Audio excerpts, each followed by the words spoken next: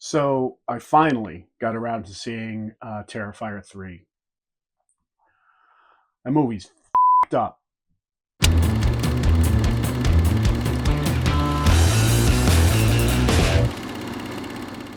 All right, welcome back. So yeah, finally got around to seeing Terrifier 3.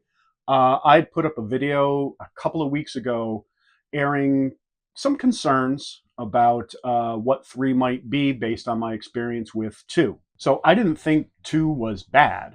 I enjoyed it well enough. I liked 1 much better, but the issues I had with 2 were I thought it had serious pacing problems. It dragged in spots. It got a little boring in places. I thought they were introducing way too many story elements. And the reason that concerned me was I didn't think they'd find a way to pay those off when it came to the third movie, and they'd have to spend so much time dealing with those that it was going to detract from why at least I'm there to see Art the Clown doing Art the Clown stuff. I was wrong. 3 was great. I was entertained from beginning to end. It might be one of my favorite things I've seen so far this year, which somehow seems weird to say considering that it's a slasher flick. So let's get to it. The good stuff. And there's a lot of good stuff here. First and foremost, David Howard Thornton is a damn genius, okay? He's the actor who plays Art the Clown, and I would put his performance up there with some of the giants of like the silent film era. You know, it's Buster Keaton-esque, for crying out loud. He conveys everything without saying a word, and it's all through pantomime and facial expressions, and it is so well done. This performance is outstanding. And he brings this levity to the film that it desperately needs.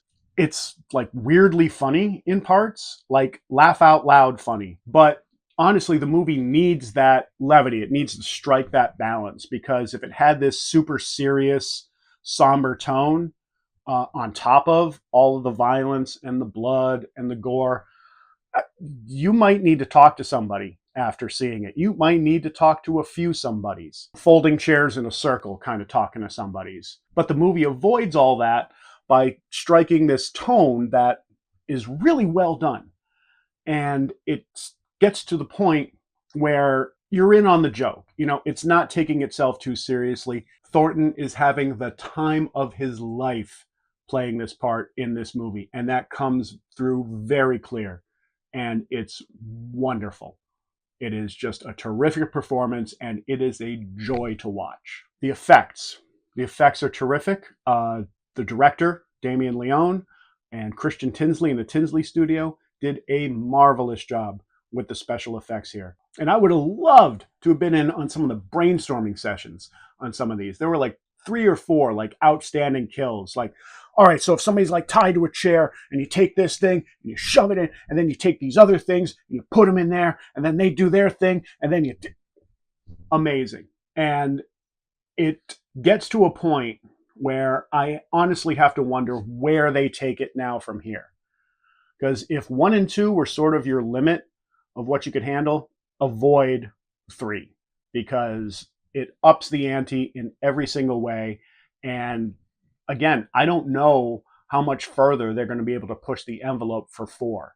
Probably one of the more outstanding character deaths, without spoiling too much, is sort of a gender swap on one of the more controversial kills from one of the earlier films, because, you know, fair is fair. And it's super gruesome and really well done, and just 10 out of 10, no notes. Special effects, practical effects, absolutely fantastic. The pacing of 2 was really my biggest issue with 2, because it dragged. It got super boring in spots. Like, I can forgive a lot of things, especially when it comes to a horror movie. One thing I cannot forgive is it being boring. And there were just plenty of times when I'm watching 2 that I was like, all right, let's wrap it up here. Let's move on. Come on. Time's wasted. We're not getting any younger here. And all of that was addressed in 3. This movie moves.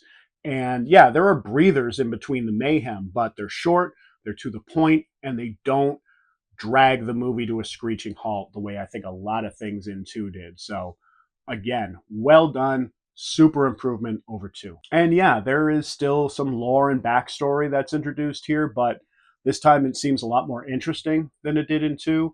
And, even if it doesn't always make complete sense, um, doesn't matter. It sets up 4 very nicely, and you get enough to know what's going on. They're very much setting up this good versus evil supernatural story, and it's done really, really well. Moving the setting from Halloween to Christmas, wonderful idea, and it adds to that levity that we were talking about before. I mean, seeing Art the Clown running around in a Santa suit, carrying an axe, hilarious. And it also makes really good use of some ironic needle drops with some Christmas music in there. That's great. And with the Christmas setting, you're able to take advantage of different cinematography, different lighting, all of that. So again, great move. Love to see it. There's also some terrific cameos in here. As a matter of fact, if you're a fan of horror movie special effects and classic horror movie special effects, there is one cameo in particular here that, if you know, you know. And it was wonderful to see them in this movie because it does a couple of things. One, it shows that the filmmakers have a definite reverence for the old guard, the things that have come before. And having them in particular in this movie gives it sort of this stamp of approval, like, okay, these guys know what they're doing. They're doing quality work. I'm going to be just a tiny part of that and sort of give it my blessing. So that was nice to see. There are a few others. Again, I don't want to spoil anything for anyone who hasn't seen it, but you'll recognize a few faces. If you're a fan of the genre at all, you'll see some folks that you do recognize. It doesn't get heavy-handed, but it also seems to have a little bit to say about this weird obsession with true crime, and not just the obsession with it, but the exploitation of real victims. And again, it doesn't get preachy or anything like that, but it does sort of point out that that's kind of messed up because real violence, bad. Fake violence, fun. Bad stuff, I really can't find anything major to complain about. Like I said, this movie flew by. I was surprised at how long I'd been in the theater by the time it reached the end. It's only a little bit shorter, about 15 minutes or so than Terrifier 2, but it feels like, it feels like 90 minutes. It feels like in and out and completely entertaining from beginning to end. So that's great. And my only nitpick, my only quibble, and it is minor, but it just bugs me. So I'm going to air it out here. It will never not seem weird to me to see Art the Clown use a gun. There, I said it, and I stand by it. All in all, it is a standout genre film. If you're a fan of the first 2 and you want more art, you are going to get more art. Just superbly well done. I had a great time. If you're not a fan of these films, or blood, gore, violence aren't your thing when it comes to horror movies, best to steer clear because it is intense. All right, it's bonkers in places. So I'm curious to hear what you all think.